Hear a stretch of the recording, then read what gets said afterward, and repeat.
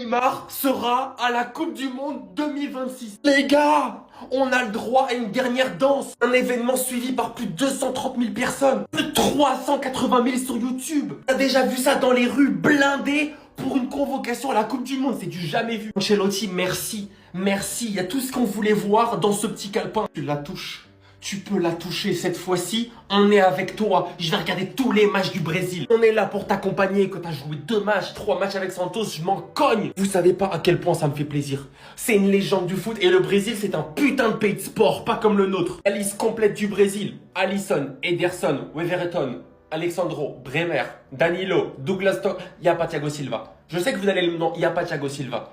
Gabriel, Ibanez, Pereira, Marquinhos, Wesley, Bruno Guimaraes, Casemiro, Danilo, Fabinho, Lucas Paqueta, Hendrick, Gabriel Martinelli, Igor Thiago, Luis Enrique, Matheus Cunha, Neymar, Rafinha, Ryan, Vini Jr. Il n'y a pas de João Pedro, il n'y a pas de Thiago Silva. Je suis hype, j'attends la Coupe du Monde avec impatience. Il était obligé, c'était un mouvement national, le pressing il allait jusque dans les rues. Encore une fois ce soir, plus de 500 000 téléspectateurs attendaient l'appel de Neymar. Personne attendait vraiment la liste du Brésil. Il y avait une cérémonie de 3 ans, on dirait qu'ils fêtaient le ballon d'or les mecs. Je sais pas pourquoi, la cérémonie elle était bas longue, mais les gens ont attendu juste pour l'appel de cet homme. Et finalement, on va y avoir droit à cette dernière danse des 3 joueurs qui ont marqué notre génération. Commencer par les 2 GOAT, Ronaldo et Messi, les 2 meilleurs joueurs de l'histoire du football. Et à droite, le joueur peut-être le plus iconique de notre génération. Pour moi, c'est pas une légende du football parce qu'il lui manque les trophées. Il lui manque vraiment la régularité au haut niveau. Mais c'est peut-être le joueur le plus iconique de notre génération. Parce que c'est le joueur qu'on a tous voulu devenir, le joueur qu'on a tous admiré, le joueur qu'on a vu à la télé, qu'on s'est dit, ouais, ce mec-là, c'est le football. Après, pour parler de la liste du Brésil en général, alors oui, ils sont en baisse de régime depuis des années. Mais sur le papier, l'équipe, elle est quand même assez solide. Le secteur le plus faible, c'est peut-être le secteur défensif. Et malgré tout, ils peuvent aligner une charnière centrale, Gabriel Marquinhos. En latéraux, ils ont quand même du Alexandro, même s'il est assez vieux. Ils ont du Bremer au milieu de terrain. Ça paraît assez solide. Bruno Guimaraes, Casemiro, Danilo, Fabinho, même si encore une fois c'est vieux. Et Lucas Paqueta. Et en attaque, là c'est méchant. Hendrick, Vinicius Junior, Rafinha, faut tout ce qui vraiment arrive à rehausser leur niveau en sélection nationale parce que c'est ce qui manque en fait. C'est des joueurs qui ont prouvé en club, mais jusqu'à maintenant en sélection, ils ont du mal. Il y a bien évidemment Neymar Junior. Par contre, il n'y a pas João Pedro et ça, je trouve qu'il aurait eu sa place dans cette liste. Matheus Cunha, il mérite sa place. Luis Enrique aussi, il était très bon durant la tournée américaine. Je comprends qu'ils sont là. Igor Thiago, pareil. Gabriel Martinelli, c'est là où je suis un peu plus hésitant, mais c'est pas le même poste, c'est un ailier. Par contre, Ryan, je sais pas qui c'est encore une fois. Alors là, c'est complètement dingue ce qui vient de se passer. Carlo Ancelotti vient de mettre le feu au Brésil, les amis. On a enfin la liste des convoqués pour la Coupe du Monde. Et autant vous dire qu'il y a de très grosses surprises. Dites-vous que tellement cette liste-là était attendue, il y avait des supporters dehors qui criaient le nom de Neymar. Ils sont tous venus avec des pancartes sur lesquelles ils demandent à Ancelotti d'appeler Neymar. Sont convoqués pour la Coupe du Monde au poste de gardien Alisson Becker, Ederson et Weverton. Au poste de défenseur, les amis, sont convoqués Alessandro, Bremer, Danilo, Douglas Santos, Gabriel Magalhães, Ibanez, Theo Pereira, Marquinhos et pour terminer Wesley. Au milieu, les amis, sont convoqués Bruno Guimaraes, Casemiro, Danilo Santos, Fabinho et pour terminer, Lucas Paqueta. Paqueta qui fait un retour réussi du côté de Flamengo. On passe aux attaquants, les amis, c'est la zone de surprise. Sont convoqués Hendrick, il a eu ce qu'il voulait, il a quitté le Real Madrid exactement pour ça. Et franchement, pour moi, c'est totalement mérité. Il fallait qu'il soit là. Première Coupe du Monde pour lui, les amis. Ensuite, on a Gabriel Martinelli, Igor Thiago, Luis Enrique, Matheus Cunha, très chaud du côté de Man United. Bien évidemment, l'homme pour lequel tout le monde attendait cette liste, l'homme du peuple, monsieur Neymar est enfin de retour. Et dire qu'hier il était en panique après s'être fait remplacer injustement. Ensuite les amis, on a Rafinha qui a été appelé, Ryan et pour terminer Vinicius bien évidemment. Malheureusement, comme vous avez pu le voir, Neymar a pris la place de João Pedro. Franchement, il aurait mérité aussi d'être là, mais qui est-ce que tu remplaces? Vous voyez, une saison de merde, un état d'esprit de merde, des prestations de merde. Résultat des courses, il y a des joueurs qui sont sortis du lot mais qui paye les pots cassés. Liste du Brésil, il n'y a pas João Pedro.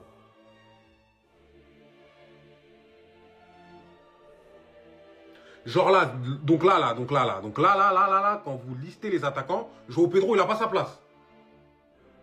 Non, au bout d'un moment, il faut arrêter de prendre les gens pour des cons. Il faut arrêter de tout mélanger. Footballistiquement, là, parmi tous les joueurs qui sont susceptibles de jouer numéro 9, au Brésil, il n'y en a pas un qui est plus fort que João Pedro. On va se dire la vérité. Mais, comme il joue dans une équipe qui a eu un rendement de merde, qui a fait une saison de merde, regardez, il paye les pots cassés. Il va pas aller à la Coupe du Monde. Genre, c'est normal, là.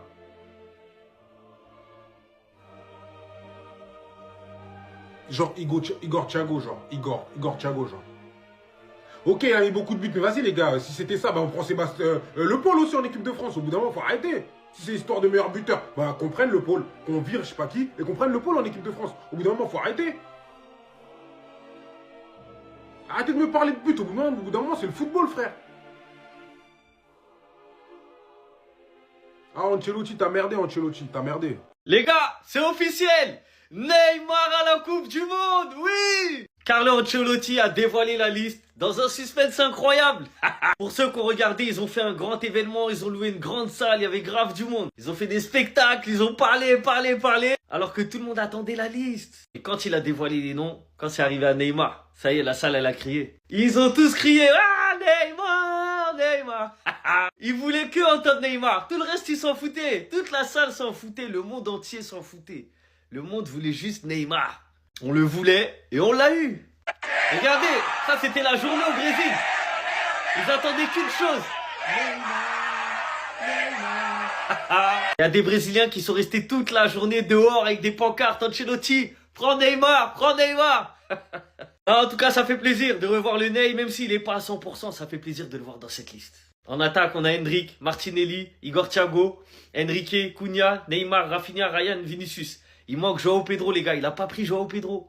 Ancelotti n'a pas pris Joao Pedro. Et je suis content qu'il n'ait pas pris Joao Pedro, parce qu'il parle trop. Il parle trop. Voilà, tu vas regarder à la télé.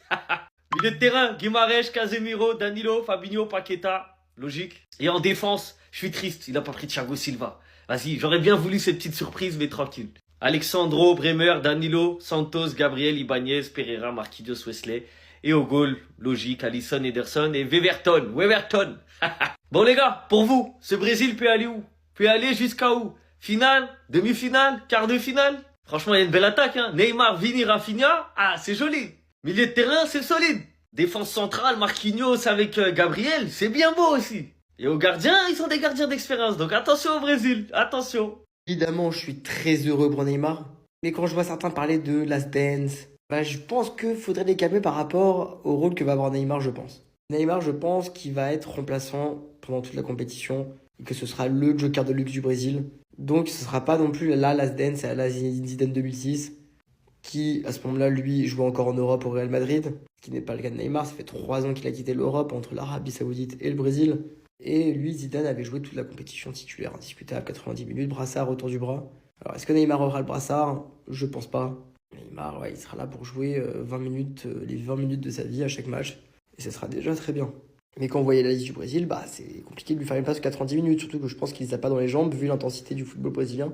Il n'est pas forcément adapté pour une Coupe du Monde. Donc qu'il puisse jouer un match de 90 minutes face à Haïti, vu que ça sera dans leur poule. Oui, bien sûr, j'y crois. Il sera même surtout très fort lors de ce match-là. Qu'il puisse jouer 90 minutes face à l'Espagne ou la France aujourd'hui, Neymar, bah, ça me paraît compliqué. Après, c'est un joueur magique, évidemment, et sur 20 minutes, il aura toujours le geste qui peut changer le cours d'un match. Donc franchement, affaire à suivre. Vous en pensez quoi de cette sélection? Bonne chose ou mauvaise chose pour le Brésil? N'hésitez pas à me le dire en commentaire. Tout le monde est content pour Neymar, qu'on est en train de passer à côté du fait que Ancelotti n'a pas sélectionné le meilleur attaquant brésilien cette saison, les gars. Je sais pas si on se rend compte de la folie. Parce que là, Ancelotti vient vraiment de se passer de Joao Pedro. Je sais pas si on se rend compte, les gars. Joao Pedro, qui est certainement l'une des seules satisfactions de Chelsea cette saison, et qui est certainement le meilleur attaquant brésilien sur l'ensemble de la saison. Et même en tant que supporter du PSG, je me moque un peu parce que, vas-y, il a mal parlé, il a fait le fanfaron avec le PSG après la Coupe du Monde des clubs, avant de nous affronter en 8e. Mais si on parle football, les gars, Joao Pedro, il doit tous les jours être sélectionné et il doit même tous les jours être titulaire avec le Brésil. Franchement, je comprends pas ce move. Parce que, ok, vas-y, on est content, Neymar, il est sélectionné, tout ça. Maintenant, il faut analyser un petit peu plus en profondeur la liste. Ne pas mettre Joao Pedro, qui a, je crois, 20 buts cette saison, une vingtaine de buts. C'est une dinguerie. Dans une équipe de Chelsea qui est calamiteuse cette saison, c'est un des seuls qui sort du lot. Et tu le sélectionnes pas. Franchement, force à lui, ça doit vraiment être dur. Et franchement, c'est injuste. Vous voyez? Une saison de merde. Un état d'esprit de merde. Des prestations de merde. Résultat des courses, il y a des joueurs qui sont sortis du lot, mais qui payent les pots cassés. Liste du Brésil, il n'y a pas Joao Pedro.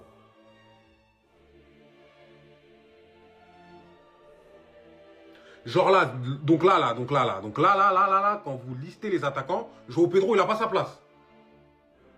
Non, au bout d'un moment, il faut arrêter de prendre les gens pour des cons.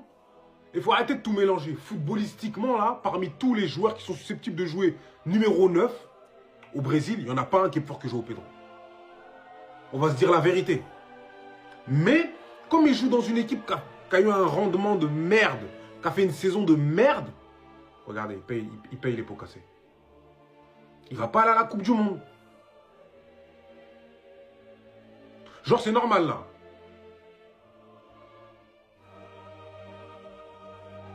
Genre, Igor Thiago, genre. Igor Thiago, genre. Ok, il a mis beaucoup de buts, mais vas-y, les gars. Si c'était ça, bah, on prend Sébastien Le Paul aussi en équipe de France. Au bout d'un moment, faut arrêter. Si c'est histoire de meilleur buteur, bah, qu'on prenne Le Paul, qu'on vire je sais pas qui, et qu'on prenne Le Paul en équipe de France. Au bout d'un moment, faut arrêter. Arrêtez de me parler de but. Au bout d'un moment, c'est le football, frère. Ah, Ancelotti, t'as merdé, Ancelotti. T'as merdé.